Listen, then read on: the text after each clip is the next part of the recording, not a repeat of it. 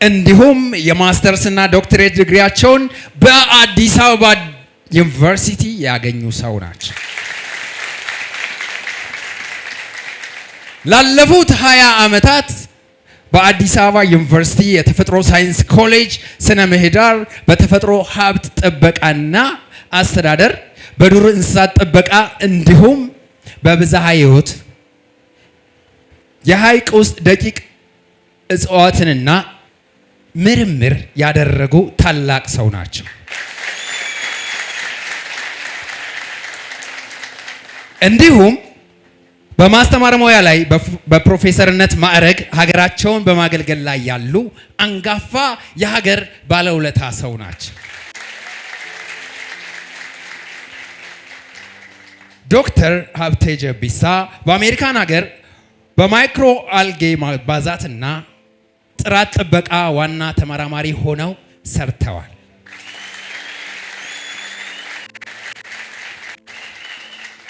እንዲሁም በኦስትሪያ፣ በጀርመን፣ በቼክ ሪፐብሊክ እና በሩሲያ እውቀታቸውን ለሀገራቸው ለማዋል ባደረጉት ተሳትፎ በአሁኑ ጊዜ በኢትዮጵያ ስምጥ ሸለቆዎች የስፓሩሊና እርሻን ለማስፋፋት በከፍተኛ የምርምር እያደረጉ ያሉ ታላቅ ባለራዕይ ሰው ናቸው።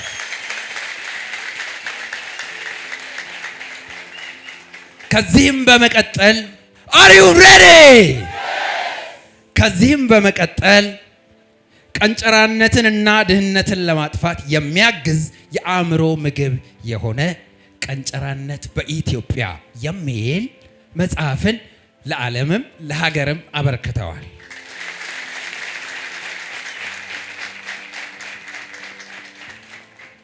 ዛሬ የተገናኘንበት ደግሞ ቀንጨራነትን ከሰውነትም ከአእምሮም ሊያጠፋ የሚችል ስፓሩሊና ምርትን ወደ መሬት ከኢትኬር ጋር በጋራ በመስራት ዶክተር ሀብቴ ጀቢሳን ሞቅ ባለ ጭብጨባ እስቲ የቀድሙ ድምፅ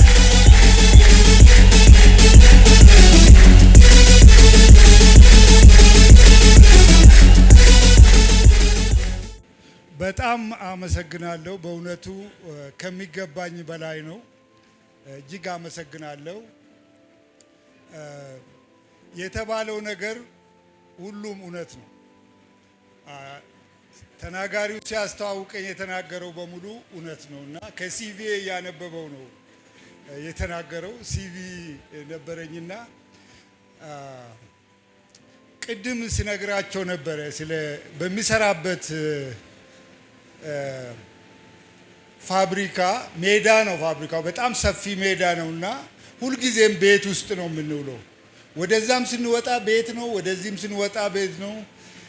እና የወሰደኝ ሰውዬ ላቦራቶሪ ውስጥ ስንሰራ ይሄን ፋብሪካ ታውቃለህ ወይ አለኝ። ብዙ ጊዜ ከቆየው በኋላ እኮ ነው እኔ ይሄን ክፍል ነው የማውቀው አልኩት።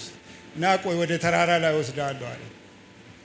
እና ተራራ ላይ ወጣን። ልክ እንደ እንጦጦ አይነት ነገር ሜዳ ነው። እና አንድ ቤት አሳየኝ። ይሄ ይታያል ወይ?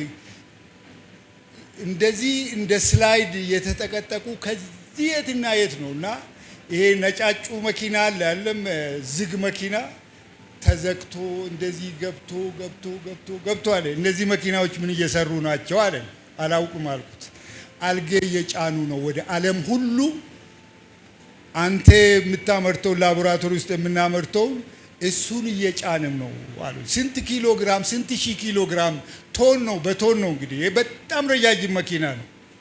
እሱም በማይበት ጊዜ አንድ ቀን ኢትዮጵያ ውስጥ እንደዚህ ነገር ይሆን ብዬ ጭንቅላቴ ውስጥ ነው የተፈጠረው።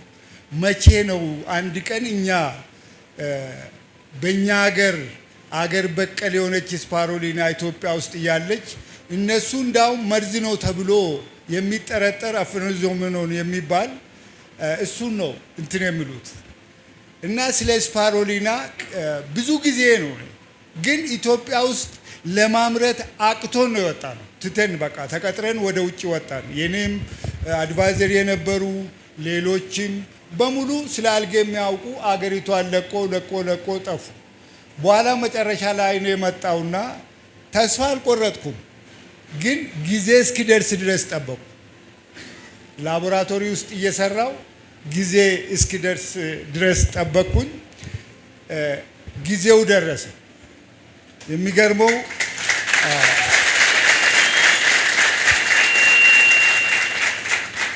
አንድ ነገር ካሰባችሁ በአእምሯችሁ ውስጥ እንደ ህልም ማለም ከጀመራችሁ በምንም አይነት መልኩ አንድ ቀን መከሰቱ አይቀርም። እንደተባለው ከሆነ ሰምታችሁ እንደሆነ አእምሯችን ሁለት ክፍሎች አሉት። አንደኛው ኮንሺየስ ማይንድ የሚባለው ልክ አሁን የምትነግሩትን የምታናግሩት ሲሆን፣ ሁለተኛው ሰብ ኮንሺየስ ማይንድ የሆነ የተኛ ነው፣ ጅል ነው፣ የመጨረሻ ጅል ነው። ይሄኛው በጣም አክቲቭ እና አራዳ የሚባለው ነው፣ ላይ ነው ያለው። ታች ያለው ጅል ነው። እኔ ራሴን መስቀል እፈልጋለሁ ብላችሁ ከተናገራችሁት ያ ታች ያለው ገመድ እንዴት እንደምታዘጋጁ ያዘጋጅላችኋል። እንዴት እንደምታገኙ እና ራሳችሁ እንደምትሰቅሉ ያዘጋጃል። እና ቆንጆ አድርጋችሁ ቆንጆ ቦታ ላይ ራሳችሁ እንድትሰቅሉ ነው የሚያዘጋጁ። በሌላ በኩል ደግሞ እኔ የዛሬ ዓመት ወይም የዛሬ 5 ዓመት 5 ፎቅ ያለው ህንፃ እሰራለሁ ካላችሁ እንዴት ተደርጎ ያ ፎቅ እንደሚሰራ 24 ሰዓት ይሰራል። ቀልድ አያውቅም። የነገራችሁትን ነገር ብቻ ነው የምወስደው። የምትቀልዱት ነገር እንዳጋጣሚ ስለ ራሳችሁ የምታወሩት ለብቻችሁ የምታወሩት እኔ ሰው አይደለሁም ካላችሁ እውነትም ሰው አይደለም ወደ ውሻ ምናምን እንዴት አድርጌ ቀይራለሁ ይላል ያ ሞኝ። ምክንያቱም ነግራችሁታል። በቃ እሱን ነው የሚፈጽመው እሱ። ስለዚህ ከራሳችሁ ጋር እንኳ በድንገት መጥፎ ነገር እንዳትነጋገሩ ይላል አሁን ያለው ሳይንስ። ይሆናል ብላችሁ አስቡ ደግ ነገር፣ መጥፎ ነገር ግን አይሆንም ብላችሁ አስቡ። ያሰባችሁት ነገር ይከሰታል። የዛሬ 20 እና 30 ዓመት ያሰብነው ነገር ዛሬ እነሆ ተከሰተ። ለምን 24 ሰዓት ሙሉ አንዳንድ ጊዜ ለወራት የማስብበት ጊዜ አለ። አነባለሁ፣ ዝም ብዬ ሁሌም አነባለሁ። ስለዚህ እና ዛሬ በአሜሪካን ሀገር ሳይንቲፊክ ዳይሬክተር ሆኜ የኳሊቲ ኮንትሮል ሳይንቲፊክ ዳይሬክተር ነበር። ይህ እውነት ነው። በአሜሪካን ሀገር ከዚህ ነው ተቀጥሬ ሄድኩት እንጂ እኔ ስራ ፍለጋ አልሄድኩም። ሸራተን 8 ቀን አሳድረውኝ አዝናንተውኝ የሚፈልገውን አድርገው ነው የወሰዱኝ። እዛ ግን ነቢይ በተወለደበት ሀገር አይከበርም ይባላል። ነቢይ በተወለደበት ሀገር አይከበርም። የኔ አስተማሪ የሆነው እሱ ሲመጣ ተራው ህዝብ አይደለም፣ ፕሮፌሰሮች ቆሞ ተንቀጥቅጦ ያሳልፉታል። አሁን ጡረታ ወጥቶ አለ። አባታቸው በቀደም በ108 ዓመታቸው አረፉ። እሳቸውም 108 ይሞላቸዋል ብዬ አስባለሁ። ግን አርጅተዋልና ዛሬም አሉ። ስለዚህ ምንድነው ዛሬ እንግዲህ በአገሬ ሳይንቲፊክ ዳይሬክተር ራሴን ነው የሾምኩ ወይስ ኢቲኬር እንደዚህ እንዳለኝ አላውቅም። እንግዲህ ይሄ የኢቲኬር ቢዩቲ ፕሮዳክት ሴልስ ፒኤልሲ በቡልቡላ አግሮ ኢንዱስትሪ የጀመረውን አንደኛውን ፌዝ ነው ማስተዋወቃችሁ። ምን ላይ እንደደረስን በአሁኑ ሰዓት ምን ላይ እንደደረስን በተግባር እየተራመድን ነው ያለ ነው እና አሁን 85 በመቶ ኦልሬዲ ተጠናቆ የምንጠብቃቸው ነገሮች አሉ። የመጨረሻ ፊኒሺንግ ነው የምንጠብቀው። ፌዝ ዋዝ ነው ስፓሮሊና ነው ፕሮዲዩስ። ይሄ ነገር ምንድነው? የት ጋር ነው ያለችው እንትኗ? ያ ፕሊስ አንተ ስራት እስኪ። ኦኬ።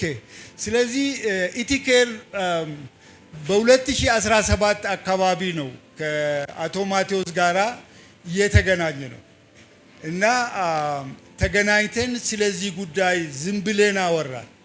ስፓሮሊና እና ኢቲኬር ምን እንደሆነ አቶ ማቴዎስ አስረዳኝ እና ስለ ስፓሮሊና ፍላጎት እንዳለውም አስረዳኝ። ከዛ በኋላ ብዙ ባክ ኤንድ ፎርዝ አለ ኢትዮጵያ ውስጥ። በእርግጥ በዓለምም ዙሪያ ሊሆን ይችላል። መጀመሪያ ከመሬት ተነስታችሁ ዝም ብላችሁ በአንድ ጊዜ የሚዘለል ነገር የለም። ህጋዊ ነገሮች ያስፈልጉታል። መሬት ያስፈልጋል፣ ፋሲሊቲ ያስፈልጋል፣ ሰዎችም ያስፈልጋሉ። እንዴት እንሂድበት የሚለው ብዙ ጊዜ ወሰደ እና በ2017 ኦገስት ላይ ናሴ ላይ መሬት ወሰድን። መሬቱን የወሰድነው አንድ አሳልፈው መሬቱን የወሰድነው ከቡልቡላ አግሮ ኢንዱስትሪ ነበረ። ግን ስፓሮሊና ለምንድን ነው የምታስፈልገው? ሰው ሁሉ ስፓሮሊና ይላል። አንዳንድ ጊዜ ምንድን ነው ሚራጅ ይመስለናል፣ ውሸትም ይመስለናል። ሲበዛ አንድ ነገር አይጨበጥም፣ ግን ስለሱ ይወራል። የት ነው ያለው ይላል ሰው። ዝም ብላችሁ ነው እንደምታወሩት። እየደወሉ አንዳንድ ሰዎች የት ነው ያለው? አንተ በቴሌቪዥን ላይ በዩቲዩብ ላይ አንተ ነው የምናየው። የት ነው ያለው? የት ነው ያለው? አለ ስፓሮሊናማ አለ።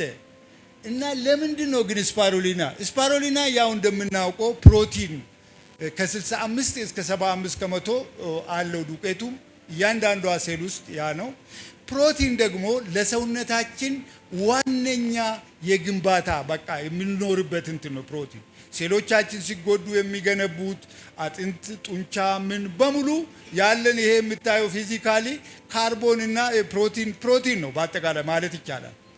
ስለዚህ ምንድነው እሱ ብቻ አይደለም፣ ሁሉንም ምግብ የያዘች ነች። ሁሉንም ምግብ ፋት ይዛለች።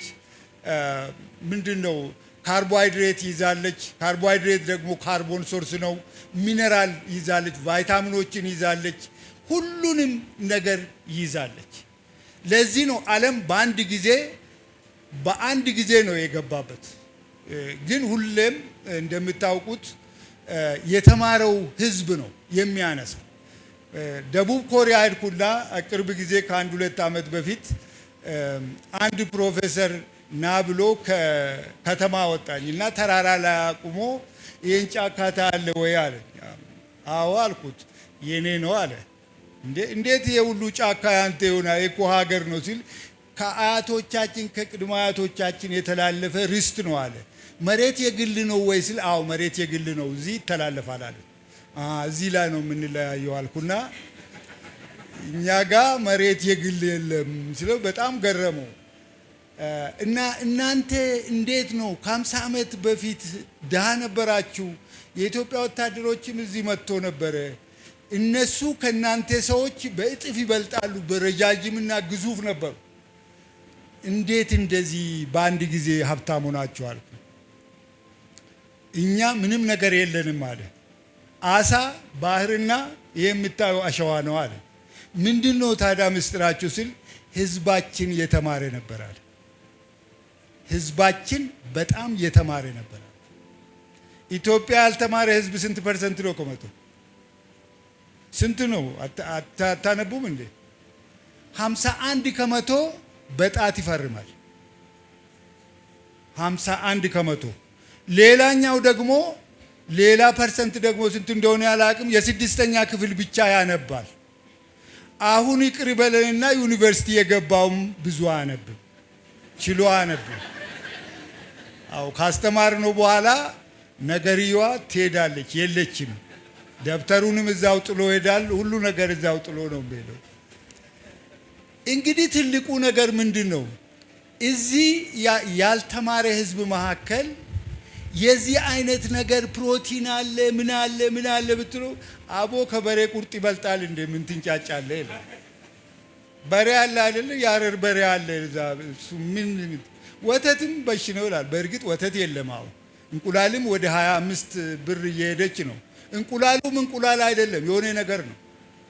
ምን እንደሆነ በእርግጥ አናቅም። እንቁላሎቹ ዶሮዎቹም ያው የመጡት ዶሮዎች ታውቃላችሁ፣ እንደ መጋዝ ሌሊትና ቀን መብላት ነው። ሰዓት ጠብቆ አይጮሁም። ሌሊትና ቀን መንገድ ላይ ነው የሚሄዱት። አያስካኩም። እንቁላል ጥለው አያቅፉም። የዚህ አይነት ነው የገጠመን። እንደ መጋዝ የሚበል ምንም አይነት እንትን የዶሮ አይነት እንትን የሌላቸው። በቀደም በ10 ሰዓት ነው ምናምን ከሌሊቱ በዚህ በኩል ስንሄድ መንገድ ላይ ኤልፎራ ነው መንገድ ላይ ሄዳል ከውሻ ጋር ሌሊት። ለምን አይጠግብም? ሌላ ዶሮ ይበላል። እጃችሁን ብትሰጡት ይበላችኋል። የዚህ አይነት ዶሮ ነው የመጣው። አሁን ግን እኛ ስፓሮሊናን በስጋ ለመተካት ነው። ስጋማ አለ። ስንት ሰው ነው ትላንትና እኮ አብረን ቢሮ ነበር ይላል። ጧት እኮ ሞቶ ነው ትላንት አብረን ነበርን እኮ ደም ግፊቱ ሲጣርጎት ማታ ሄደ በዚህ በኩል ደበረኝ ደረቴን አለና በዛው ቀረ ይባላል። ስንት ሰው ነው እንደዛ እየሞተ ያለው? ስፓሮሊና 1000 ጊዜ ብትበሉት ደም ግፊት፣ ትውከት፣ ምን ተቅማጥ የለም። ስፓሮሊና የት እንደገባ አታውቁ። የት እንደገባ ስፓሮሊና ኪሎ ብትበሉ 1 ኪሎ ሽንት ቤት አትሄዱ። ሽንት ቤት የምትሄዱት ምናልባት ውሃ ለመሽናት ነው እንጂ ካካ ምናምን የለም። ይሄ እንግዲህ ምንድን ነው በጣም የሚገርመው የኢትዮጵያ ስምጥ ሸለቆ ውስጥ የሚገኝ በአገራችን ዘቤስት የተባለው በዛ ነው። በኢትዮጵያ ስምጥ ሸለቆ ነው። ኢንዲጂነስ ነው። እንደገና በቀላሉ ሊያድግ የሚችል በቀላሉ ከሌሎች አልጌዎች ጋር ሲተያይ በቀላሉ ማሳደግ ይቻላል። እንደገና ደግሞ በየቀኑ ይታጨዳል። በየቀኑ ኤቭሪዴ አንድ ጊዜ ብቻ ማምረት ከተጀመረ በቃ መቆም የለም። ይራባል። ምክንያቱም ሲያኖ ባክቴሪያ ነው። በ4 ጊዜ 3 4 5 ጊዜ ይራባል። ራሱን ይተካል። እኛ በስንት ጊዜ ነው ራሳችን የምንተካው? አሁን መተካት ትቷል እንጂ ሰዎች እና ለኢትዮጵያ ትልቅ እድል 12 ሰዓት ፀሐይ አለ፣ ጨዋማ ውሃ አለ። እንደገና ቴምፕሬቸሩ በጣም ሃይ ነው። ኢነርጂ አንፈልግም። ስምጥ ሸለቆ ለዚህ የተፈጠረ ነው። አንዳንድ ሳይንቲስቶች ሻላ አካባቢ ይሄንን ማምረት ካልቻልክ የትም አታመርትም ይላሉ። ስለዚህ ለቀንጨራነት እንደገና ደግሞ ዌስቲንግ ሞጋጋነትና ለተለያዩ አይነት በሽታዎች እጅግ በጣም ጠቃሚ ነው። ይሄ ብቻ አይደለም። ለቁንጅና አሁን ሳሙናው ቆንጆ ለማድረግ ይሄ ትንሽ የሻከረ ፊት ምናምን እዚህ ጋር አታገኙ። በሳሙናው ከታጠባችሁ በቃ የተላጠ ብርቱካን ነው ፊታችሁ እና ልዩ ነው። በጣም ውድ ነው። የሚገርማችሁ ከሌላ ነገር ጋር ተቀምሞ የስፓሩሊና ሳሙና ደግሞ በኢትዮጵያ ውስጥ 1 ቁጥር እንደሚሆን እርግጠኛ ነኝ።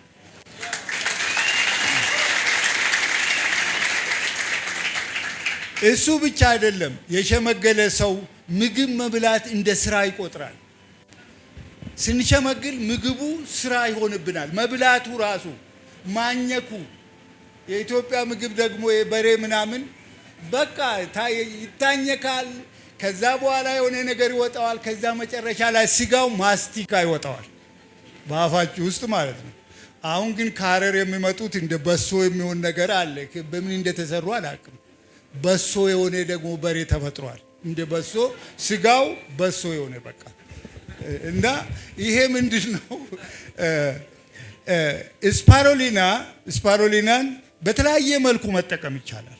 በተለያየ መልኩ ብንፈልግ በአነባብሮ ማዕከል ማድረግ እንችላለን። ቸኮሌት ማድረግ እንችላለን። ብስኩት ማድረግ እንችላለን። ገንፎ ውስጥ መጨመር እንችላለን።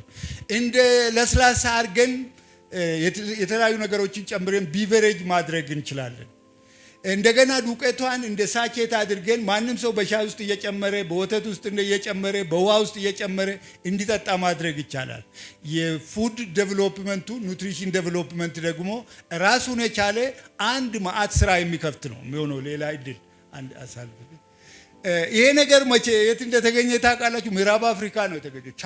ቻድ ውስጥ የዛሬ 40 እና 50 ዓመት እነዚህ እናቶች ይሄ ስፓሩሊናን ከሐይቅ ወስደው ቂጣ ሰርተው ይሸጡታል።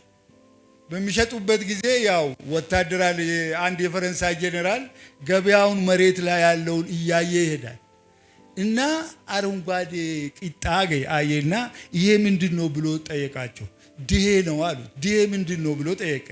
ከስፓሩሊና ከምትባል ከዚህ ሐይቅ አድርገን እንደዚህ ብሎ ነገሩት። ፍሬንች ስፒኪንግ ናቸው። ሄደና ያንን ፎቶን አነሳ፣ ነገሩንም አተመው። ሀ ብሎ የተጀመረው የስፓሩሊና ምግብ ከህዝብ ተወስዶ ነው። ከህዝብ ነው የተወሰደው። ህዝቡ ይሄንን ይበላል። እቺ ሀገር በዙሪያ ያሉት 9 ሀገሮች ተጠንቶ በሙሉ ቀንጨራ ናቸው። በዚች ሀገር ግን ቻድ ውስጥ ቀንጨራ የሚባል የለም። ለምን? ይሄን ነው የሚበሉት። ተመልከቱ፣ ምንድነው ያለው? ይሄ ቫይታሚኖቹን ተመልከቱ። የሰው ልጅ ኮንቴንቱን ተመልከቱ። አንድ ሰው ደግሞ እዚህ ከ34 እስከ 50 ሚሊ ግራም ፐር ኪሎ ግራም የአዳልት ዴይሊ እንትን እዛ በሚሊ ግራም ነች። በሚሊ ግራም ነች። 15 ግራም ብትበሉ በሙሉ እንዳለ ትርፍ ነው ማለት ነው። ቢ2 ቢ6 ቢ12 ኒያሲን ፎሌት በቃ የሌለ ነገር የለም። ሲ ብቻ ትሬስ ነው ያላት። ሌሎቹ አሉ 20 አሚኖ አሲድ እንዳለ ነው ያለው። ኢሴንሻል አሚኖ አሲዶች ከምንፈልገው ሰውነታችን ከሚፈልገው በላይ ነው የያዘችው። ይሄ በእኛ ብቻ አለ ኢንተርናሽናሊ ስታንዳርድ ወጥቶ ላይ ታወቀ ነው። እንግዲህ ምንድነው እንትን አርጋት ሌሎች የሚመጡ አሉ። ነካ አርጋቸው ነካ አርግ የለም። አዎ ቀጥል። አዎ አሁን ተመልከቱ። እዚህ ጋር 4 አይነት ሰው ነው ያለው። 4 አይነት ሰው አለ። ኖርማል ሰው አለ። ይሄ ማለት በልቶ ጠጥቶ በቃ በሰላም ያደገው ማለት ወተትም ጠጥቷል፣ ፍሩትም አግኝቷል። ሁሉንም ነገር 5ቱንም የምግብ አይነቶች ፋት፣ ፕሮቲን፣ ካርቦሃይድሬት፣ ሚነራል፣ ቫይታሚን በሙሉ ያገኘ ነው። ይሄኛው ምንድነው? ዌስትድ ማለት ቲነር ዛን ኖርማል በጣም ቀጭን ሆኖ ክብደቱ ግን ባዮማስ ኢንዴክሱ ልክ አይደለም፣ በታች ነው። እዚህ ጋር ሞጌ ይወጣ የሚባል አለ፣ ሞጋጋ የሚባለው ገሌ እኮ በቀበቶ ነው እዚህ ጋር ሲዞ የሚሄደው ሞጌ ወጥቷል የሚባል ነው። በቃ እንደዚህ ቀጥን የሆነ እንደዚህ የሚሄድ አይነት ሰው አለ። እንደዚህ አይነት ሰዎች ናቸው። እንደዚህ አይነት ሰዎች መልካቸው በእርግጥ መልካቸው ያው ሞጋጋ ቢሆንም መጥፎ ነገር መልካቸው አይደለም፣ ጭንቅላታቸው ከመልካቸው በላይ መጥፎ ነው። እነዚህ ሰዎች ምንድነው ኦልሬዲ በቃ ሰብ ሂውማን ሆነዋል። ከሰው በታች ናቸው። ሰው ይመስላሉ፣ ማሰብ ብዙ አይችሉም፣ መግባባት አይችሉም፣ ማሳመን አይችሉም፣ ማመን አይችሉም። ትምህርት ቤት በጣም ይወድቃሉ፣ ሁሌ ይታመማሉ። ይሄኛው ደግሞ ቀንጨራ ነው። ይሄ በጣም አጭር ነው፣ ሾርተር ዛን ኖርማል በቃ በእድሜው ከሚገባው በታች ነው። እና ይሄም ጭንቅላቱ የተመታ ነው። በጣም የተመታ ጭንቅላት ነው ያለው። ይቅርታ አድርጉልኝ፣ ያው ሳይንስን በሳይንስ ነው ሳይንስን የምንጠራው በሳይንስ ነው። ማቆላመጥ ምናምን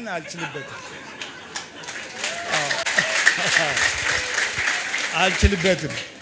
እና ይሄ አጭር ነው፣ በጣም አጭር ነው። በቃ እንደዚህ አይነት ሰዎች ምንድናቸው ብላችሁ ይሄ የመጨረሻ የባሰበት ቀንጨራና ሞጋጋ ደግመዋል። እሱ በቃ ብሶ የባሰበት ነው። በሁለቱም የተገናኙበት ነው። እነዚህ ሰዎች ምንድናቸው? ለእድገት እጅግ በጣም አስቸጋሪ የሆኑ ናቸው።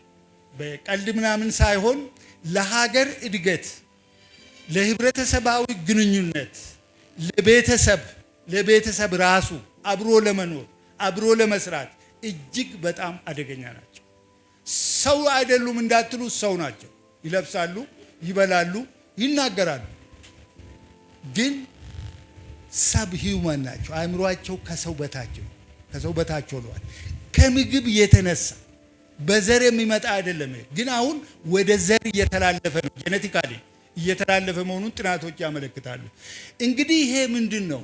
አንድ ልጅ እንግዲህ ተመልከቱ፣ ልጅ ማሳደግ በአሁኑ ዘመን እኮ ህንፃ መገንባት ይሻላል። 11 ወለል ህንፃ መገንባት አይቀልም እንዴ? ልጅ ከማሳደግ መከራ አይደለ እንዴ? ጧት ምን በልቶ ይሄዳሉ ትምህርት ቤት? እናታቸው ስትናገር ሰማለሁ። ምን ቋጥረው ይሄዳሉ? ጫማቸው አለቀ፣ ልብሳቸው አለቀ። ትምህርት ቤት ይሄንን አምጣ፣ በሽታ የሆነ ነገር ይሆናል። ከዛ በኋላ ሐኪም ቤት ትሄዳላችሁ። ሐኪም ቤቱ እናንተ ብር እንደሆናችሁ ነው የሚያየው። ስትሄዱ ኦልሞስት የብር ከረጢት እንደሆናችሁ ነው፣ ጨምቆ ነው የሚለቃችሁ። እና ታውቃላችሁ በካርድ ነው። አሁን 500 የመጨረሻዋ ክሊኒክ ነች፣ 1000 ነው።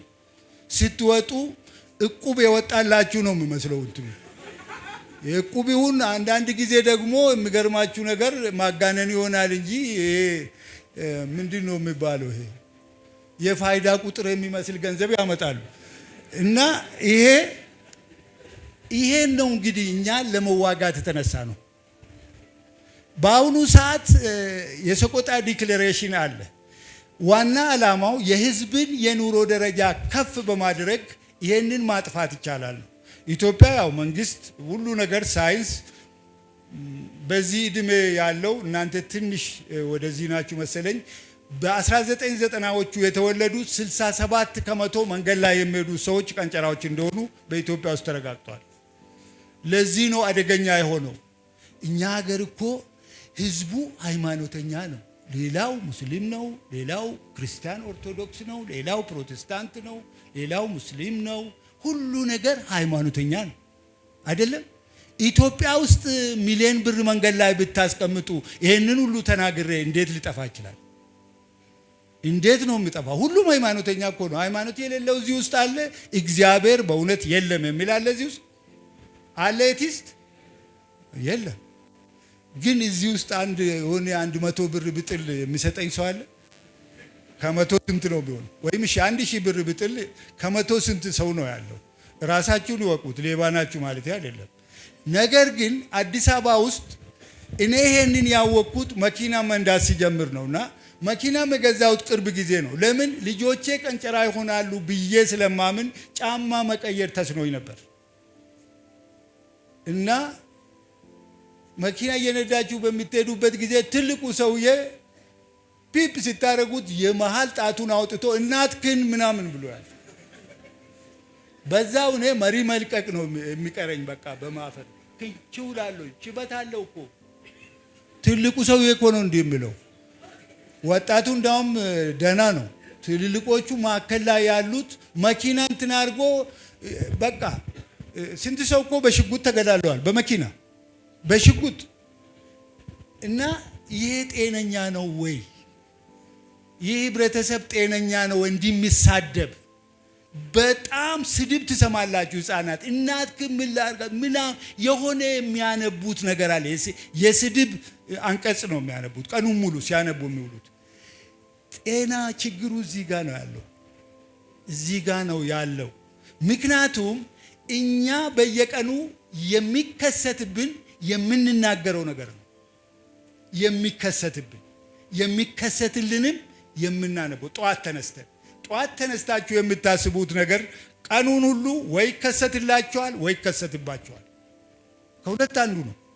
ግን የሚገርመው ነገር አንዱ አይቀርም። አባቶቻችን እኮ ድሮ ገጠር እጃቸውን ሲታጠቡ በቀኝ አውለኝ ጌታዬ፣ በሰላም አውለኝ፣ ክፉን አርቅልኝ ብሎ ይጸልያሉ እጃቸውን እየታጠቡ። ሁሌም ይሄንን እሰማለሁ። ስንት ሰው ነው በቀኝ አውለኝ የሚል እዚህ ጋር ስለ ኢቭን አምላኩን የሚያስብ በጠዋት ተነስቶ ስንት ሰው ነው? ዘብሬን ማተርስ ሰላምተኛ የመሆን ጉዳይ በአእምሮ ውስጥ ነው። ሰላም በአእምሮ ውስጥ ነው። እኛ ሀገር እኮ ሁሉ በዓለም ላይ ጦርነት ጠፍቶ በእስራኤል መጽሐፍ ቅዱስ ላይ ነው ሰይፍ ከቤቴ አይጠፋም ተብሎ እሱ የተወሰነለት ነው። እስራኤልና ኢትዮጵያ ውስጥ ብቻ ነው እኮ የቀረው ጦርነት። የለም እስኪፈልጉ አለ። እስራኤል የእግዚአብሔር ነው የረገማት። ሰይፍ ከቤቴ አይጠፋም የተባለለት አለ ዳዊት ተወሰነለት። መጨረሻ ላይ የምትቀረው በጦርነት እሷ ነች። ኢትዮጵያ ግን ለምንድን ነው ጦርነት የማይቆመው? ለምንድን ነው መነጋገር የማንችለው? እኛ የሆነ ችግር እኮ አለ። ማመን ነው እንጂ ያቃተን አለ። ችግሩ ግን እዚህ ውስጥ ነው ያለው። አሳልፍልኝ ጎሽ። እንግዲህ ተመልከቱ፣ ይሄ ቀንጨራ በኢትዮጵያ ውስጥ የት ጋር እንዳለ እኔ አይደለሁም ያጠናሁት። ጥናቱ የራሱ የክልሎቹ ነው። የት ጋር አደጋው እንዳለ በኢትዮጵያ ጭንቅላት ላይ እዚህ ጋር ነው ያለው። በቃ በሙሉ እዚህ አካባቢ ይሄንን ክልል ያው ታውቃላችሁ። አሁን ድሮ ትንሽ ነበረ፣ እንደዚህ ሆነ፣ ተስፋፋ። የተስፋፋ ነው። አሁን አዲስ አበባም እየመጣ ይመስለኛል ይሄ ቀንጨራለት። ለምን ምግብ የለም እና ወደ አዲስ አበባም ጠጋ ያለ ነው። አገሪቷንም ልውጥ ነው። በጣም የሚገርማችሁ ዝቅተኛው ቀንጨራነት ግን የት እንዳለ ታውቃላችሁ? የት ነው? ጋምቤላ ነው ያለው። ለዚህ ነው ጋምቤላዎች በጣም ረጃጅሞችና በቃ በጣም ያማሩ ናቸው። ለምን? አሳ ይበላሉ፣ እንደገና ደግሞ ስጋ ያገኛሉ። ወተት ነው የሚጠጡት። ስለዚህ 23% ዝቅተኛው ጋምቤላ ብቻ ነው። አሳልፍልኝ ብቻ። እንግዲህ ምንድነው የዚህ ፕሮጀክት ዓላማ ምንድነው ነው? የዚህ ፕሮጀክት ዓላማ ምንድነው? አንደኛው በጣም ጥራቱን የጠበቀ የስፓሮሊና ምርት ለኢትዮጵያ ማምረት ነው። አንደኛው ጥራቱን የጠበቀ እና ዘመናዊ የሆነ ከፍተኛ የሆነ ጥራት ያለውን በሰፊው ለኢትዮጵያ ሕዝብና ከበቃን ደግሞ ለዓለም ማምረት ነው። ስራዎችን መፍጠር ነው። ይሄ በጣም ብዙ ለናንተ ትልቅ ስራ ይፈጥራል ብዬ አስባለሁ። በጣም ትልቅ ስራ የሚፈጥር ነው። ምክንያቱም ይህንን ሁሉ አንድ ቦታ ላይ መሸጥ ስለማይቻል በዛ ስኬል ቆንጆ አድርገን ሁሉን ነገር ፐርፌክት አድርገን ፕሮዲውስ ማድረግ ከቻል ፀሐይም አለ፣ ውሃም አለ፣ መሬትም አለ፣ ሁሉ ነገር አለ። አስፈላጊውን ነገር ማምረት እንችላለን። ሌላው ደግሞ አዲሱን ትውልድ ከቀንጨራነትና ከአእምሮ ብክነት ማትረፍ ነው። ይሄ ትውልድ ኢትዮጵያ ውስጥ እኮ ችግሩ እናቶች ምንድነው? ይሄ አብረን የምንበላው ምግብ አለ፣ አብረን በአንድ ገበታ የሚበላ እሱ ለሴቶች አደገኛ ነው። እናንተ አትብሉ ከእንግዲህ ወዲህ ከባሎቻችሁ ጋር ይቅርባችሁ። አዎ ከቤተሰብ ጋር አትብሉ። ለምንድነው? እኔ ድሮ እናቴና አለው እናቴ አሁን እዛ ጋር መብላት ስትጀምር ሁሉም መብላት ጀምሯል። ውሃ እንትን ይላል፣ እንደገና የሆነ ነገር ጎደለ፣ እንደገና እሷ ዞር ብላ ስትመጣ ምግቡ የለም አልቋል። በዚህ ላይ እርጉዝ በምትሆንበት ጊዜ እሷን ሊያስመልሳት ይችላል፣ ሊያቅለሸልሻት ይችላል። እያንዳንዱ ያጨደው ነው። ጾሟን ታድራለች፣ ራበኝም አትልም። ፈረንጆቹ ምግብ ለራሳቸው ነው የሚያነሱት በሳህን፣ ሁሉም ለየግሉ ነው የሚበላው። እዚህ ጋር በጋራ መብላት ግን ለሴቶች ጠቀሜታ የለው፣ በጣም አደገኛ ነው። በተለይ ካረገዙ በኋላ ሴቶች ለብቻቸው መብላት አለባቸው። ለምን? አስቀምጠውም በኋላ ሊበሉ ይችላሉ። አሁን ካቅለሸለሻቸው እምቢ ካላቸው በኋላ ሊበሉት ይችላሉ። አሁን ግን ምግቡ ካለቀ ምን ይበላሉ? እነሱም ብቻ አይደለም፣ ልጁን ስርቦ ያድራል ሆድ ውስጥ። እናት እኮ ብዙ ችግር አለባት። አማረኝ ትላለች አይደለም? ይሄ አማረኝ ትላለች። ካጣች አፈር ትበላለች። አፈር፣ የገጠር ሴቶች አፈር ይበላሉ። አርግዘውም ይሄን ነገር አምጣልኝ ይባላል። ባልየው ወይ ያሾፋል። እዚህ ሀገርማ ያው ማሾፍ ነው አለ። ባረገዙ ሴቶች ሚስቴ እኮ አማረኝ 100 ብር አማረኝ አለች፣ ዝናብ አማረኝ አለች እያለ ማንገዳ ነው ክበቦ ገዳ ድራማ ሰራ ነበር። እንደዚህ እያለ ወደ እንትን እኮ እሷ ግን ለነፍስ ነው የምትጠራው። ለምንድን ነው የምትጠራው? ለምንድን ነው አማረኝ የምትለው ታውቂያለሽ? ለምንድን ነው አማረኝ የምትለው? ለራሷ አይደለም። ልጁ የግንባታ ጥሬ ስጋ ጥሬ ዕቃ ያስፈልገኛል አምጪ ስላላት ተገዳ ነው። ከውስጥ አምጪ፣ ለአጥንት መስሪያ ያስፈልገኛል፣ ለደም መስሪያ ያስፈልገኛል፣ ለአእምሮ መስሪያ እምቢ ካለች ምን ያደርጋል? የእሷን ሰውነት ያፈርስና ይጠቀማል። በዛን ጊዜ አይኔን አዞረኝ፣ ደማነስ ይመጣል፣ አጥንቴ ሳሳ፣ ደማነስ መጣብኝ። ይህንን ሁሉ ምንድን ነው የሚያደርገው? ልጁ ከእሷ ወስዶ የራሱን ይሰራል። ይሄ ተፈጥሮ ህግ ነው፣ ኢሪቨርሰብል ነው። በዚህ ምክንያት ምንድን ነው እናቶች ብዙዎቹ ለሞትና ለተለያየ በሽታ ይጋለጣሉ። በኢትዮጵያ ውስጥ ያለው የአመጋገብ ስርዓት ራሱ ትውልዱን ቀንጨራ የሚያደርግ ነው። ቀንጨራ ነው የሚያደርገው እና የእናቶች አመጋገብ ራሱ ትክክል አይደለም። በብዙ ቦታዎች ሳይበሉ የሚያድሩበት ጊዜ አለ እና ኢምፖርት ሰብስቲቲዩት አሁን ሰሞኑን ትንሽ አወረዱት መሰለኝ፣ መሻሻጫ ሁሉ አድርጎኛል። ስፓሮሊያ የሚሸጥ ድርጅት አለ እና በስሜ ነው የሚሸጠው። እኔ እሱን ስፓሮሊያ አላውቀውም። እኔ ሲሉ እዛ ላይ ያለ ውስጡ ምን እንዳለ እኔ አላውቅም። ስለሱ አልተናገርኩም። እኔ የተናገርኩት ገና ፕሮዲውስ ስለምናደርገው ነው። እና በጣም ኢምፖርትድ እየሆነ ነው፣ ከውጭ ሀገር እየመጣ ነው በዶላር። ይሄንን ሰብስቲቲዩት እናደርጋለን። እንግዲህ ምንድነው? በምን ሜትድ ነው አይለፈው? ይሄ ምንድነው? ሰዎች ለምንድነው ፕሮዲዩስ ያላደረጉት? ለምን እስካሁን አላመረቱትም? ለምን እንዴ? አሁን እኮ አንድ ነገር እዚህ ከሰራችሁ መርካቶ ቁጭ ነው የሚያደርጉት። ምንም የማይችሉት ነገር የለም። እቺኛዋ ግን አትሆንም። እቺ አትሆናቸውም። ለምንድነው የማትሆነው? ከማይክሮስኮፕ ነው የምትጀምረው። ማይክሮስኮፕዋን ማስተካከል ብዙዎቹ አይችሉም። እንኳንስ አይቷትም አያውቁም። መጀመሪያ ከዛ ከሐይቅ እናመጣለን። ከሐይቅ ካመጣን በኋላ በልዩ ሁኔታ በማይክሮስኮፕ ስር አሳልፈው እቺን እናነሳለን። እቺን አንዷን ወይም ሁለቷን ወይም ሶስቷን እናነሳለን። እቺ አሁን 400 ጊዜ አድጋ ነው በማይክሮስኮፕ ስር 400 ጊዜ። እቺን ማንሳት አንደኛ ችግር ነው በማይክሮስኮፕ ስርም። ሁለተኛ ነገር እሷንም ራሱ ለይቶ ማውጣትና በኋላ ደግሞ አለ ፕሮሰስ። ያንን ፕሮሰስ አርጎ አላምዶ ማሳደግ ከባድ ነው። እዚህ ሀገር ኢቭን ሌላ ብዙ አውሬዎች እኮ ውጭ ሀገር የለመዱ እዚህ ያለመዱ ጎሽ ውጭ ያላምዶ ያርሱበታል፣ ትራንስፖርት አድርጎታል። እዚህ ግን ጫካ የተዝናና ነው ያለው። አላምዱም ችሎ ግን እቺን እናላምዳታለን። ወደዚህ አሁንም አሳልፍልኝ። ከዛ ምንድነው መጀመሪያ በትንሽዬ ብልቃጥ እነዚህን እናስቀምጣለን። ራሳችን በሰራ ነው ማሳደጊያ። ከዛ ወደ ትንሽ አሳድገን ከ10 ኤምኤል ወደ 20 ኤምኤል ወደ 250 ወደ 5 ሊትር እናደርግና ከዛ ቀስ እያለ በኋላ ራሱ ያሳያል፣ ይታወቃል። መልመዱ ይታወቃል። መጀመሪያ ላይ አያድግም። ከዛ በኋላ ወደ እዚህ እናመጣለን ማለት ነው። ወደ 100 ሊትር ይሄ እያንዳንዱ የምታዩት ወደ 10 ሊትር ነው እና ይሄንን ራሱን የቻለ ነው። ይሄ ለምሳሌ የምታዩት ማሽን ነው። በ12 ሰዓት መብራት ያጠፋል። ጧት ማታ ሲመሽ ያጠፋል፣ ይጨልማል፣ መብራቱን ያጠፋል። ጧት ደግሞ ያበረዋል።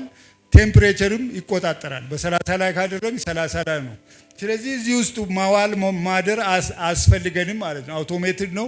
ይሄ እኔ ራሴ የሰራሁት ነው። እዚህ አንድ ኢንስቲትዩት አለ ታች፣ በሱ ውስጥ የሰራሁት ነው።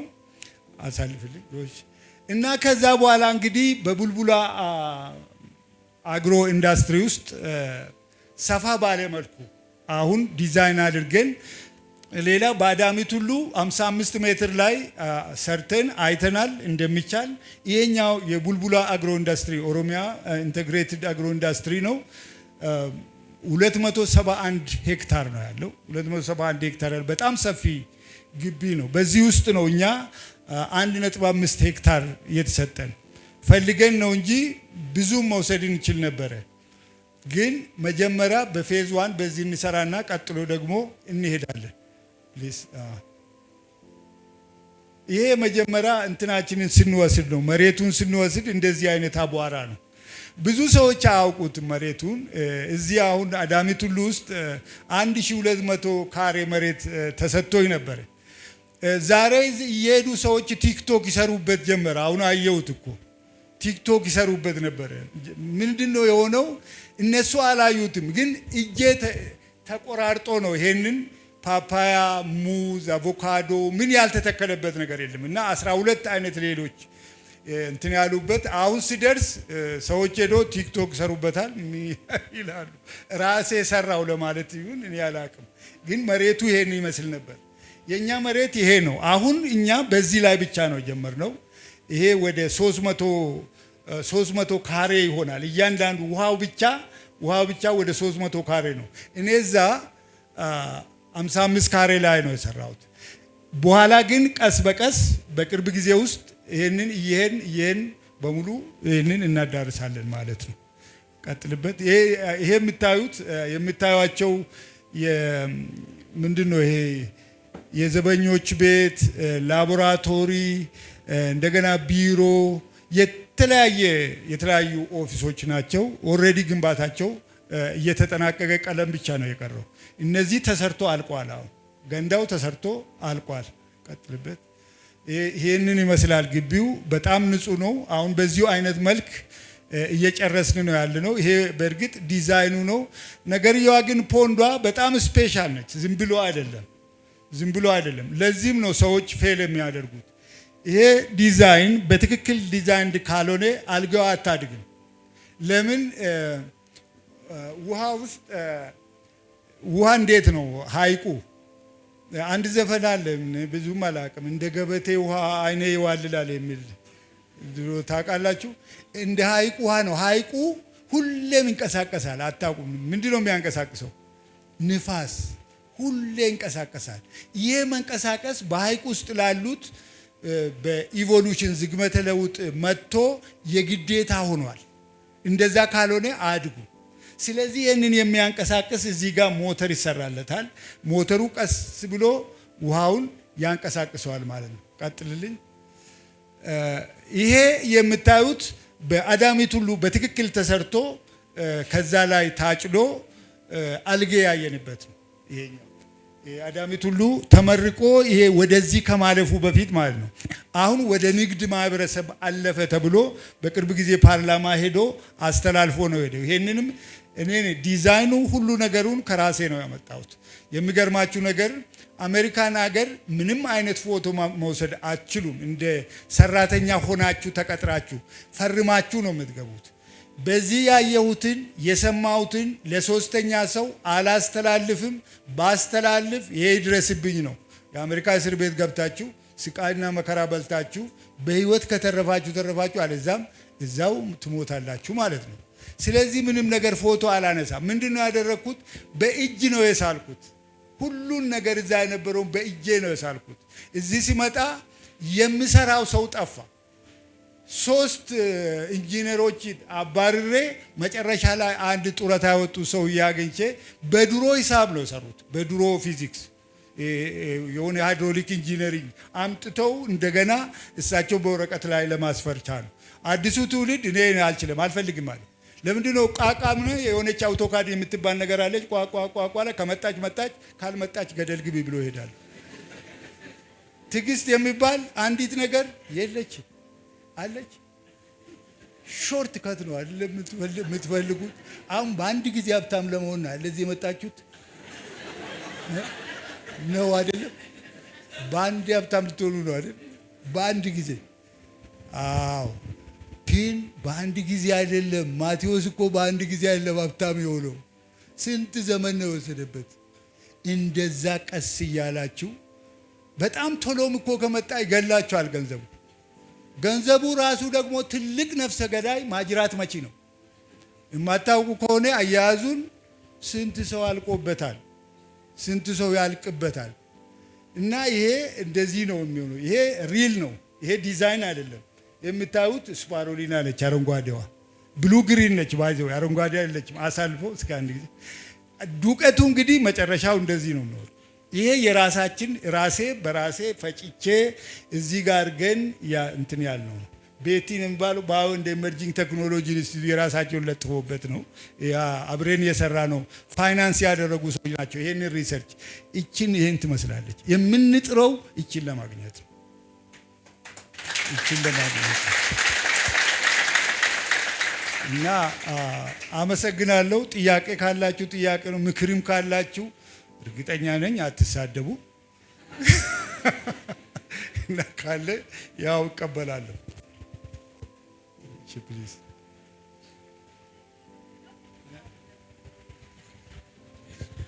አመሰግናለሁኝ። በመጀመሪያ በጣም አከብሮታለሁኝ። ከዛ ቀጥሎ ግን አሁን ልጠይቅ የምፈልገው ነገር በስፓይሩና በጣም በየቲክቶክ ላይ ይሰራል እና እርሶም ስለ ስፓይሩና የተናገሩትን እየተደረገ ነው የሚሰራው። አሁን ወደፊት ደግሞ እንግዲህ የኛ ስፓይሩና በቅርብ ቀን ሊመጣ ነው። እነኛ ደግሞ የሚመጡ አሉ። ያው ከዛ ጋር እንዳይገናኝብን እርሶ ያ የተሰጠንትን የእርሶ እንዳልሆነ የሆነ በሆነ ሚዲያም ላይ ቢሆን ማስተባበያ ብሰጡበት ደስ ይለኛል። ይሄን ነው መጠየቅም ፈልገው። አመሰግናለሁ። ሆን ብዬ ነው የተኳቸው። ያው የኢትዮጵያ ሕዝብ አይደለ ያስተማረኝ። ሆን ብዬ ነው የተኳቸው ለጊዜው። ይሄኛው ገበያ ላይ እስኪውል ድረስ ነው የተኳቸው እንጂ በሕግ ማስከልከል ማስቀጣት ይሄ በጣም አደገኛ እኮ ነው። ያስቀጣቸዋል፣ ብዙ ነው የሚያስቀጣቸው። ምክንያቱም እኔ ይሄንን እነሱ የሚሸጡትን ነገር አላውቀውም። ውስጡ ተመርምሮ ስፓሮሊና ይሁን ሌላ ነገር ይሁን አላቅም። ከዚህ በፊት እኛ ከገበያ ላይ አስነስተን አሜሪካ ተልኮ ስፓሮሊና እንዳልሆነ የተረጋገጠ ከዛ በኋላም ብዙዎቹ ከሩቅ ምስራቅ ከነዚህ የሚመጡ እንትኖች ትክክለኛ ስፓሮሊና አይደሉም። ስፓሮሊና አይደሉም። የሆነ ሌላ አረንጓዴ ነገር ነው እንጂ ስፓሮሊና አይደሉም። ስፓሮሊናን እንደዚህ በገፍ በዓለም ዙሪያ እንደዚህ ጥሬ ስፓሮሊና የሚሸጠውስ ማን ነው? የእኛን ስፓሮሊና ቼክ ያደረገልን ማን ነው? የሚውጡት ሰዎች መጠንቀቅ አለባቸው። የሚሸጡትን መጠንቀቅ አለባቸው። ማን ነው ቼክ ያደረገው? የምግብና የመድኃኒት ደህንነት የኢትዮጵያ ይሄንን ቼክ አድርጎ ፈቅዶላቸዋል ወይስ አልፈቀደላቸውም የሚለው ነው። የተፈቀደ አይመስለኝም። እና ይሄ በኋላ ወተን የኛ ፕሮዳክት ሲመጣ የራሳችን ሌብል ይኖረናል፣ የራሳችን ሴፍቲ ኮንትሮል ይኖረናል። ማንም ሰው ወስዶ እንደፈለገው እንዳይሸጥ በኪውአር ኮድ እናደርግበታለን። አይ ቲንክ እሱ ቀላል ይመስለኛል እና ያቆሙታል። ብዙዎቹንም ነግሬያቸዋለሁ። በዚህ እንትን ብትነግዱና በኋላ ብትከሰሱ እኔን ቅር እንዳይላችሁ። ምክንያቱም በቃ አቁሙ፣ ይበቃችኋል። ምክንያቱም ይሄንን እኔ አላቅም ብያቸዋለሁ። ስለማውቀው ፕሮዳክት ነው እንጂ ስለማላውቀው ፕሮዳክት እኔ ማስተዋወቅ አልችልም። እሺ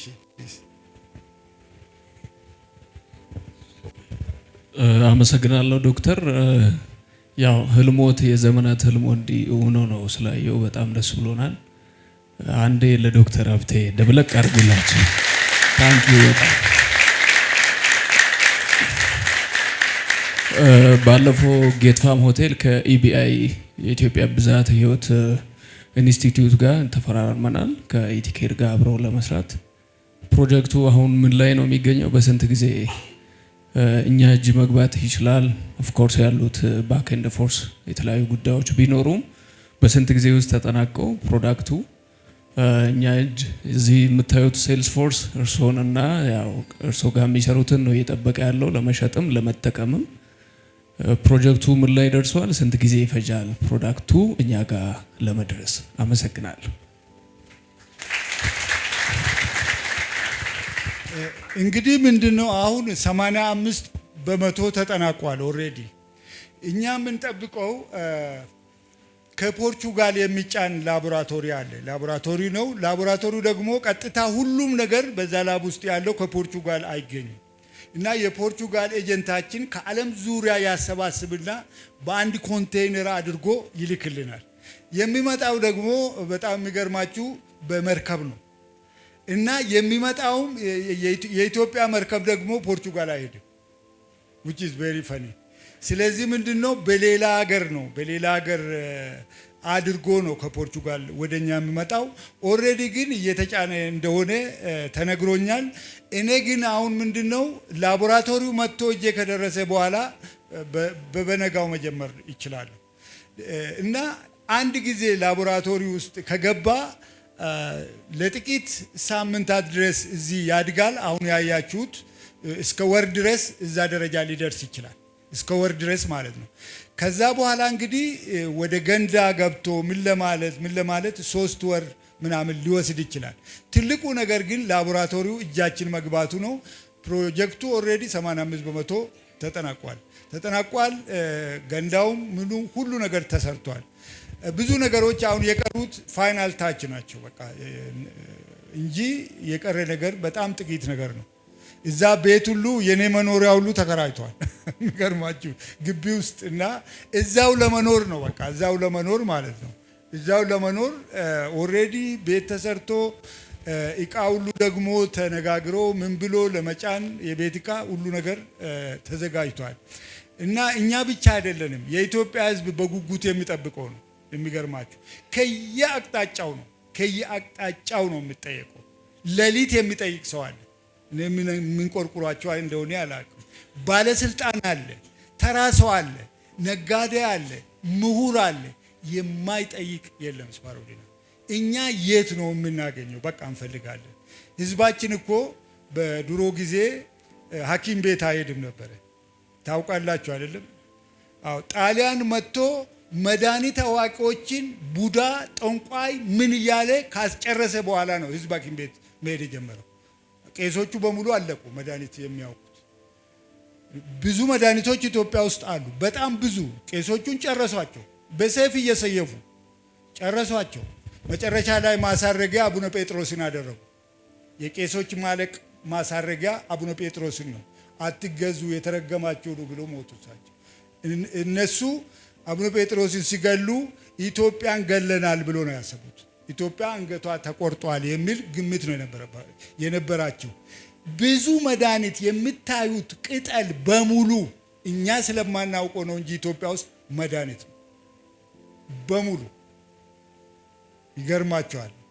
ከዕፀ መሰውር እስከ ኮሰረት ድረስ እና ዕፀ መሰውር የማትሰራ ከሆነች ብላችሁ ታስቡ ይሆናል። በእኔ ላይ እንኳን ሰርታለች። እንዴት እንደሰሩ አላውቅም። የሚገርመው በጣም ከባድ የሆነ ነገር ነው እንደዚህ አይነት ነገሮች። ግን መድኃኒት ነበር ድሮ። አሁን እኮ ህዝቡ ማታ ማታ ፋርማሲ በወረፋ ቆሞ በቃ የዕለት እንጀራችንን ስጠን አይደለም የዕለት መድኃኒታችንን ስጠን እያለ ያለ መድኃኒት ነው በቃ ሁሉ። አንድ ፋርማሲ አለ፣ አንዳንድ ጊዜ እሄዳለሁና ህዝቡ መድኃኒት እየቃመ ነው የሚኖረው። ለምን? ዴፊሽንሲ አለበት፣ የምግብ ጉድለት አለበት። ህዝቡ ከፍተኛ የምግብ ጉድለት አለበት። አንድ አይነት ምግብ የሚበላ ሰው አለ። ቁርስ፣ ምሳና እራት ሽሮ የሚበላ ሰው አለ። በዚህ ላይ ህዝባችን 3 ቀን ይጾማል። አብዛኛው ህዝብ 3 ቀን ይጾማል። 3ቱን ቀን ደግሞ ጭራሽ ምንም ነገር አይበላም። ሌላ ጊዜም እኮ ብዙ አይበላም እኮ የለም እኮ ስጋው በጣም ተወዷል። አሁን እኮ ስጋ ማለት ፍየሎ ነው። 1 ኪሎ ስጋ ራሱ በግ ሆኗል፣ ሙክት በግ። ስለዚህ ችግሮች አሉ። ይሄንን ነገር ማድረስ አለብን። ግን የሚገርማችሁ ነገር ኢቲኬር ራሱ አይበቃም። ሌላ 10-20 ሄክታር 110 እንኳን አይደለም 1000 ሄክታር የሚያርሳለ አልጌ 1000 ሄክታር 1 ሄክታር 1 የእግር ኳስ ሜዳ ነው። 1000 የሚሰራ ቻይና ውስጥ አለ። ግን እሱን አይደለም የሚሸጠው፣ ኬሚካል አውጥቶ ነው ከነሱ የሚሸጡት። ዱቄቱን አይሸጡም። በኋላ እኮ አሁን ኢቲኬርም እኮ አልሸጥም ሊል ይችላል ዱቄቱን። ለምን? ከነዚህ የሚወጣው ኬሚካሉ እነ ቤታ ካሮቲን፣ እነ ፋይኮሲያኒን፣ እነ ቢ ቫይታሚንስ እነሱን ከውስጥ መጥቶ ካወጣ በጣም ውድ ስለሆኑ ዱቄቱን ለምን ይሸጣል? ለዚህ ነው የሚጠፋው አልጌ ከዓለም ላይ በጣም ውድ የሆነው። አሁን ወደ የኬሚካል ምንጭ አድርጎታል። የኬሚካል ምንጭ ነው ያደረጉ ያሉት። እሱን ራሱን ከብላት መድኃኒቱን ከውስጥ አውጥቶ መሸጥ። እኛ ዓላማችን እንዳውም ምንድነው የኢትዮጵያ ሕዝብ በጓሮው ትንሽ ፖንድ ሰርቶ ራሱ ያረሰ እንዲበላ ማድረግ አንዱ ዓላማችን።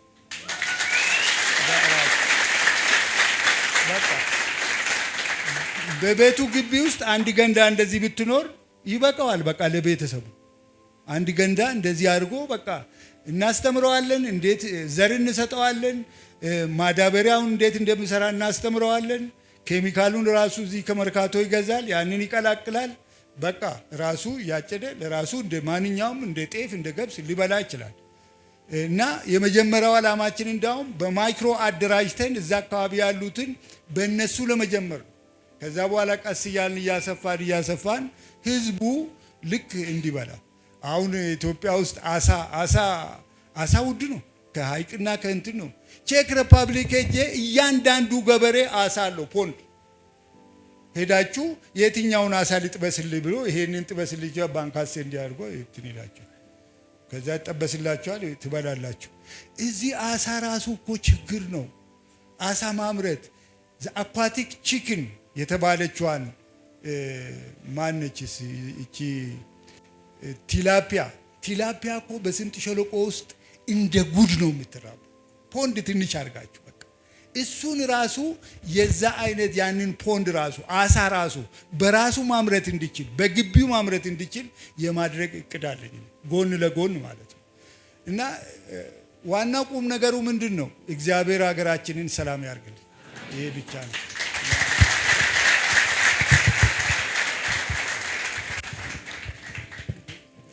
ጥያቄ አለኝ። ከምስጋና ነው የምጀምረው። ፎዚያ እባላለሁ። በጣም በህይወቴ ከማልማቸው ህልሞች ውስጥ ስፓይሩሊና ኢትዮጵያ ላይ በዚህ ደረጃ ደርሶ ማህበረሰቡ እንዲጠቀም የማድረግ እኔ ፍላጎቱ ነበረኝ ከዚህ በፊት ስለማውቀው ማለት ነው። ይሄን ነገር እንደ አገር ዶክተር ሀብቴ ጀቤሳ በጣም ብዙ ተግዳሮቶችን አልፈው ብዙ ፈተና ነው ያለው።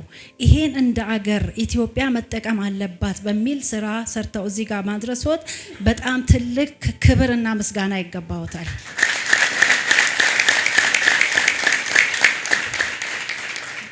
በተጨማሪ ኢቲኬር ደግሞ እንደ ማርኬቲንግ ይሄን ማርኬት በምን መልኩ ነው የምንሸጠው ብሎ በዳይሬክት ሴሊንግ እንዲሸጥ ደግሞ ፕላትፎርሙን እያዘጋጀ በጉጉት እንድንጠብቅ አድርጎናል። ማርኬቲንጉን በደንብ አድርገን እንደምንሰራውም እርግጠኛ ነን። ይሄን ኃላፊነት ደግሞ ወስዶ አቶ ማቴዎስ ለዚህ በማድረሱ ትልቅ ምስጋና ይገባዋል። አመስግናለሁ። እንደ ጥያቄ ኢትዮጵያ ላይ የተመረተውን ስፓይሩሊና እርሶ ቀምሰውታል ወይ? እሺ እሺ፣ ትንሽ ካለኝ እኛም እንቀምሳለን። እሺ፣ ይሄ ነው። እሺ፣ አልጨረስኩም። ጥሩ ነው። እኛም በጉጉት እየጠበቅን ነው። አሁን ኢቲኬር ላይ የሚቀርበው ስፓይሩሊና በምን መልኩ ነው? በካፕሱል ነው? በታብሌት ነው? በሻይ ቅጠል ነው ወይ በእንጀራ ነው? በምንድን ነው? እሱን አንድ ነገር ቢሉልን አመሰግናለሁ። ይሄ ምንድነው? ኢቲኬር የራሱ ፕሮዳክት ዴቨሎፕመንት ዲፓርትመንት ይኖረዋል አለው ብዬ አስባለሁ። ፕሮዳክት ዴቨሎፕመንት ዩኒት ያስፈልጋል። እኛ ሀገር አንዱ ትልቁ ችግር ፓኬጂንግ አሳምረን አናረግ። ፓኬጂንግ ሳውዝ ኮሪያ ሄጄ ነው ያየሁት። እንዴት አድርጎ ነው በቃ ልዩ አድርጎ ወርቅ አድርገው ምናምን ነው እንትን የሚሉት። ይሄንን የሚያክል በጣም ሃይሊ ኒውትሪሽየስ የሆነ ፓኬጂንጉ በጣም ያማረ መሆን አለበት። አንደኛ የምንጀምረው በእርግጥ በታብሌትም በካፕሱልም ሊሆን ይችላል የምንጀምረው። ነገር ግን በጣም ብዙ ፕሮዳክት ላይ ይኖራል። ሳቼት ይኖራል። ይሄ የታወቀ ነው። ሳቼቶች ይኖራሉ። እቺ ትንንሽ ከረጢት ማለት ነው። እነሱ ይኖራሉ። ነገር ግን እኛ ብዙ ፕሮዳክት ላይ ይኖራል።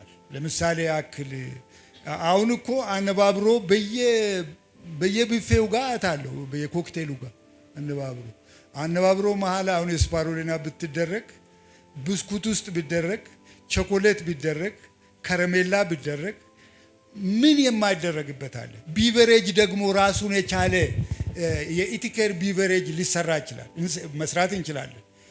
ማር ተጨምሮበት የተለያየ የኢትዮጵያ ብራንድ ማርስ አሉ። ለምሳሌ እነሱን ጨምረንበት ሱፐር ፉድ መስራት እንችላለን። እሱም ብቻ አይደለም፣ ብዙ በአእምሯችን ያሉ አሉ። እኛ ፓወር ቦል የሆነ ልክ በቃ አለ የፓወር ቦምብ እንደዋጠ ሰው እሱን ከዋጠ በኋላ ኃይሉ እንዲሰማው ብዙ ነገሮች አሉ ጫካ ውስጥ። በጣም ብዙ ነገሮች አሉ ጫካ ውስጥ እኛ የምናውቃቸው ህዝቡም የሚያውቃቸው ጥቅም ላይ አሉ። እነሱን ሁሉ ወደ ስፓይሩሊና መጨመር እናስባለን። እና ምንድነው ሪሰርች እንደ ዴቨሎፕመንት ይቀጥላል። የኢቲኬር ሪሰርች እንደ ዴቨሎፕመንት እንትኑ በጣም ይቀጥላል። ብዙ ምናልባት ዶክተሮችን ልንቀጥር እንችላለን፣ ወጣት ማስተርሶችን ልንቀጥር እንችላለን። ሪሰርች ብራንቹ እየጠነከረ እንዲሄድ እናደርጋለን። አይ ቲንክ ይሄም የኢቲኬር ሀሳብ ይመስለኛል። እስቲ ሞቅ ያለ ጭብጨባ። እዛው ላይ እንደሆናችሁ አንድ ነገር ላስታውሳችሁና ቅድም ብያችኋለሁ። ለረጅም ዓመት አዲስ አበባ ዩኒቨርሲቲ አስተምረዋል ብለናልና በማስተማር ህይወታቸው እኔ ጋር ናችሁ። ኢቲኬር በማስተማር ህይወታቸው ከዘሯቸው መልካም ዘሮች መካከል አንድ ዘሩን አገኘው። እስቲ አጨብጭቡ። እና እኒህን ዶክተር በጣም እያመሰገነ ከውስጡ ይሄ ፈንቅሎ በሚወጣ ስሜት ስለኒ ዶክተር እያወራኝ ነበረ ቅድም እያወራን ነበርና እና ይህን ሰው ወደዚህ ልጋብዝላችሁ ነው። አነስ ያለች የሆነች ስጦታ አለችው። ነገር ግን የስጦታ ትንሽ የለውም። በዛው ግን የዘሩት ፍሬ ምን ያህል ቆንጆ እንደሆነ እንዲያውቁ ይህ ሰው ኢትኬር ላይ ከቆየ 3 ዓመት ተኩል በላይ ሆኖታል። በኢትኬር ቤት መግዛት ችሏል። ከ16,000 በላይ ቲሞችን ማደራጀት የቻለ ሰው ነው። እስቲ አጨብጭቡለት። እና ዶክተርን በጣም ይፈራቸውም ያከብራቸውም እንደነበረ እየነገረኝ ነበረ። ይህን ሰው ልጋብዘውና እዚህ መድረክ ላይ ወጥቶ እሺ፣ ከመቀመጫችሁ መቀመጥ ትችላላችሁ። ይቅርታ፣ በጣም ይቅርታ።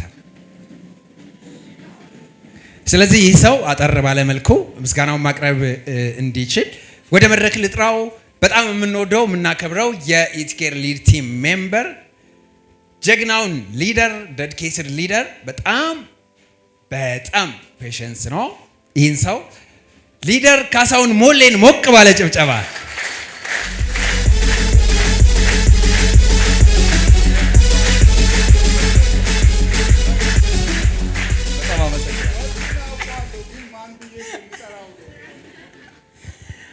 በጣም አመሰግናለሁ። ዶክተር ዛሬም መተህ በአካል እንደዚህ አይነት ስልጠናዎችን ስለሰጠን በጣም እጅግ ክብር ይስጥልን። እንግዲህ ሌላ ጊዜ ብዙ ገጠመኞችን እነግራችኋለሁ። በአዲስ አበባ ዩኒቨርሲቲ ውስጥ እንግዲህ በጣም የምፈራው በጣም ደግሞ የምወደውና የማከብረው መምህሬ ናቸውና በደንብ ሞቅ አድርጋችሁ አዳውጡ።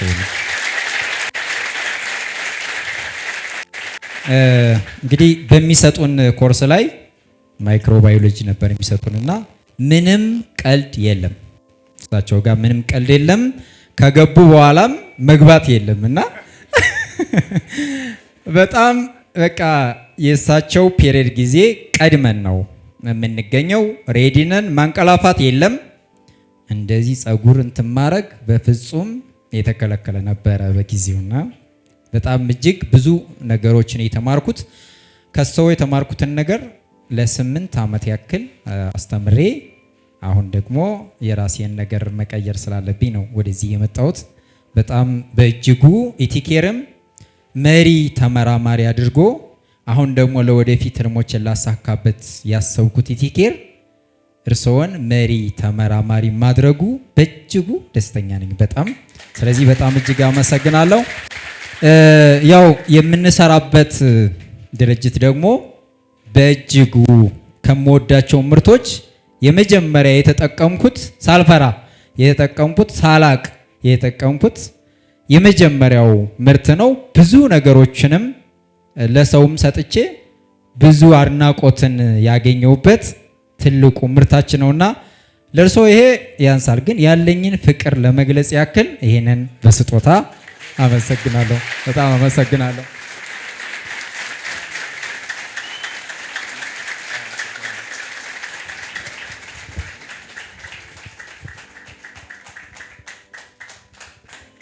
እሺ ካሳሁንን በደንብ ነው የምናመሰግን። እስቲ ሞቅ ያለ ጭብጨባ። ስለዚህ ዘርታችሁ የዘራችሁት ሲበቅል በጣም ደስ ይላል። ዶክተር ምን እንደተሰማቸው 2 ደቂቃ እድሉ እንስጣቸው። ፊቱ አዲስ አልሆነብኝም እና የት ነው የማውቀው ያልኩ በጣም ብዙ ዘመንና ብዙ ሺህ ተማሪ ነው ያስተማርኩት። የሚገርማችሁ በሚሄድበት ቢሮ ሁሉ ተማሪዎቼ በጣም ፍቅራቸው እጅግ በጣም ደስ የሚል ነው እና በጣም ደስ ይለኛል። ተማሪን ይፈራለሁ። ለምንድን ነው ተማሪ የሚፈራው? ፕሮ ተማሪ ነኝ። አሁን ለምሳሌ ፕሮ ተማሪ ነኝ፣ ሁልጊዜም ፕሮ ተማሪ ነኝ። አንድ ተማሪ 1 ዓመት እዛ ጋር እንዲቀር ወደኋላ እንዲቀር አልፈልግም። ግን ጠበቅ አድርጌ ይዛለሁ። መጀመሪያውን ጠበቅ አድርጌ ይዛለሁ። ተማሪ ግን አይወድቅም። ወድቋል ከእናንተ ውስጥ አንድም ተማሪ አይወድቅም። እኔ ክፍል ተማሪ ተፈትኖ ኤፍ ካገኘ ክፍል ውስጥ የለም ማለት ነው። ክፍል ውስጥ ከሌለ ነው እንጂ ኤፍ አያገኝም ተማሪ በምንም አይነት ከዚህ በታችም አያገኝም። እና ይሄንን አንድ ሰው ብቻ ነው እዚህ የተገኘው፣ ግን ለወደፊቱ ብዙ ሰዎች ሊገኙ እንደሚችሉ እርግጠኛ ነኝ። ብዙ ተማሪዎች፣ ብዙዎቹ ግን በገጠር ቀርተዋል። አዲስ አበባ ያሉ ናቸው እንጂ ብዙዎቹ በገጠር ቀርተዋል። በጣም አመሰግናለሁትም በጣም ነው እጅግ አድርጌ ነው የማመሰግነው። እዚህ በመገኘትም እዚህ ደረጃ መድረስም በጣም ደስ ብሎኛል። አስተማሪ እንግዲህ ማንኛውንም ነገር መሆን ይችላል። ሲፈልግ ፓርላማ ይገባል፣ ሲፈልግ ፕሬዚደንት ይሆናል፣ ሲፈልግ ምክትል ጠቅላይ ሚኒስትር ይሆናል። አስተማሪ የማይሆነው ነገር የለም እና በዚህም በጣም ደስ ብሎኛል። አመሰግናለሁ በጣም። ስለዚህ ከመቀመጫችን ተነስተን ዶክተርን በክብር እንሸኛለን።